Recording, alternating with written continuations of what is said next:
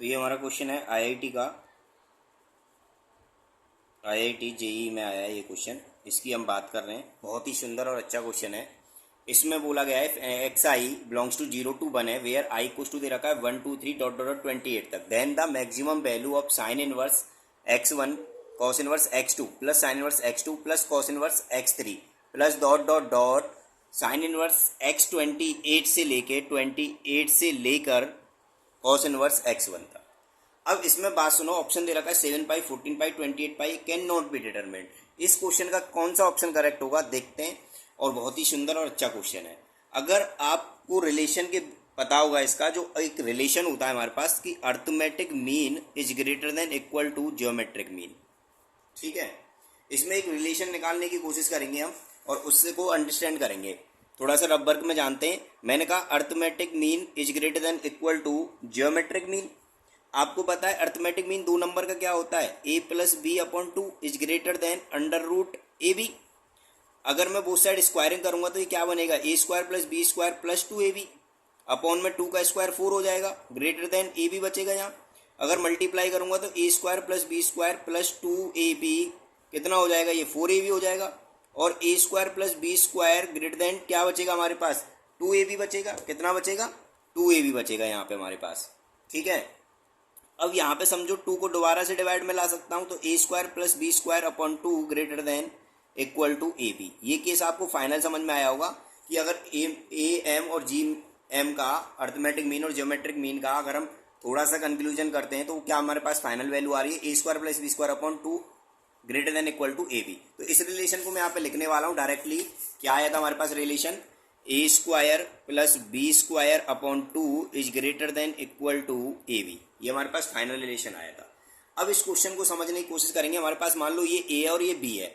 अगर मैं इसमें फर्स्ट पॉइंट के लिए रखूं कंप्लीटली, में केस मेरे पास जो रहेगा, ये पूरा क्वेश्चन है, मैंने कहा ये ए के इक्वल दे रखा है पूरा क्वेश्चन, ए केस के लिए मान लिया मैंने। तो मैं एक पॉइंट के लिए बात कर रहा हूं, जब मेरे पास ए ये है स्मॉल में और बी ए है, तो मेरे पास एक केस बनेगा। कैसा होगा, ये हमारे पास केस होगा, रूट हट जाएगा स्क्वायर से, तो ये बनेगा sign inverse x1 plus cos inverse x2 upon में 2 ग्रेटर देन अंडर रूट में sign inverse x1 cos inverse x2। एक कंडीशन हमारे पास ये बनेगी। सिमिलरली अगर हम इन दोनों के लिए फॉलो करेंगे तो ये ऐसे बन जाएगा sine inverse x2 plus cos inverse x3 upon में 2 greater than under root sine inverse x2 cos inverse x3 dot dot dot dot dot dot.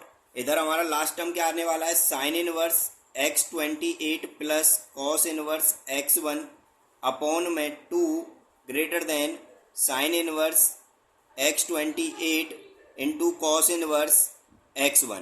तो हमारे पास एक कंडीशन बनती जा रही है, आपको ये बात क्लियर होगी। डॉट डॉट डॉट 28 तक मैंने कंडीशन बनाई, ठीक है। अब मैं सभी को ऐड करने का काम करूंगा। जब मैं ऐड करूंगा तो ये प्लस होते चले जाएंगे, तो कुछ ऐसी सीरीज आ जाएगी। ये मेरे पास जो सीरीज आएगी वो ऐसी आ जाएगी, sine inverse x1 cos inverse x2 plus under root sine inverse x2 cos inverse x3 plus dot dot dot plus sine inverse x28 cos inverse x1। ये हमारे पास कंप्लीट सीरीज इस तरीके की आ गई। लेस देन इक्वल टू, इन सबको plus करूंगा तो आपको समझ में आ रहा होगा, sign inverse x1 cos inverse x2। Sign inverse x2 कहाँ तक आएगा, 28 तक आएगा। सिमिलरली ये भी कहाँ तक आएगा, 28 तक आएगा, क्योंकि 28 यहाँ पे आएगा और 1 यहाँ पे, तो हमारे पास कॉस भी 28 तक आ रहा है और साइन भी 28 तक आ रहा है। तो इसको मैं फाइनली ये लिख सकता हूँ, समीशन ऑफ, मैंने कह दिया आई इक्वल्स टू 1 से लेके 28। ध्यान देना, साइन इनवर्स x1 x2 कहाँ तक आ रहा है, 20 तक। तो मैं कह रहा हूँ sine inverse xi plus cos inverse xi upon में 2। ये फाइनल कह सकता हूँ। इस बात को क्यों कह रहा हूँ, ये आपको समझ में आ रहा होगा। 1 रख सकता हूँ, 2 रख सकता हूँ, तो सबका सम करके 28 तक आ रहा है। इधर भी कॉस का सम करेंगे तो ये भी 28 तक मिल रहा है। तो फाइनल हम इसको ये लिख सकते हैं। अब आपको ये बात समझ में आ रही है, अगर xi और xi दोनों एंगल सेम है तो इसकी फाइनल वैल्यू क्या होगी, π/2 होगी।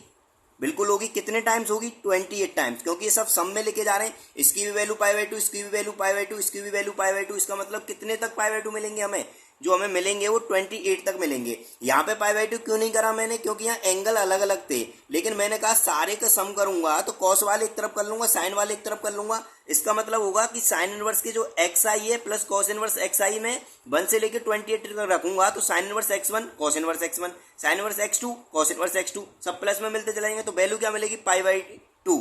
और कहाँ तक रखेंगे 28 टर्म तक। तो मैं फाइनल वैल्यू की बात कर रहा हूँ, ये हमें मिलेगा 28 मल्टीप्लाई π/2 अपॉन में कितना है 2, तो 2 से कट करेंगे 14, फिर 2 से कट करेंगे तो 7। हमारे पास फाइनल जो वैल्यू आ गई वो कितनी आ गई 7 पाई। कितनी आ गई फाइनल वैल्यू 7 पाई।